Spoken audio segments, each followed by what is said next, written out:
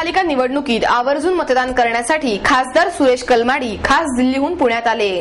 प्रचाराची रणधुमाळी संपून प्रत्यक्ष मतदानाला सकाळी 7:30 वाजल्यापासून सुरुवात झाली। सर्वसामान्य मतदारांसह अनेक राजकारण्यांनीही आपल्या मतदानाचा हक्क बजावला। आपले मत देण्यासाठी भ्रष्टाचाराचा आरोप असलेले काँग्रेसचे खासदार सुरेश कलमाडी खास दिल्लीहून पुण्यात आले। कलमाडी हाऊसच्या जवळ असलेल्या शामराव कलमाडी हायस्कूलमध्ये मतदान केंद्रात कलमाडी चालतच आले। त्यांच्याबरोबर त्यांची पत्नी मीरा कलमाडी, काँग्रेसचे प्रवक्ते सतीश देसाई यांच्यासह अनेक कार्यकर्ते त्यांच्याबरोबर होते। मतदान केंद्रावर निवडणूक अधिकाऱ्यांबरोबर सर्व प्रक्रिया पूर्ण करून आपला हक्क बजावला। त्यानंतर प्रसार माध्यमांच्या गराड्यात मतदान केंद्राच्या बाहेर आले। सर्व कॅमेऱ्यांसमोर मतदान केल्याची बोटावरील खूळ दर्शवतानाच कोणत्याही बाबतीत माध्यमांशी बोलण्यास त्यांनी नकार दिला। आपल्या पत्नीचा हात धरून ते सर्वांशी हसत मनमोकळेपणाने संवाद करत परत कलमाडी हाऊसकडे रवाना झाले।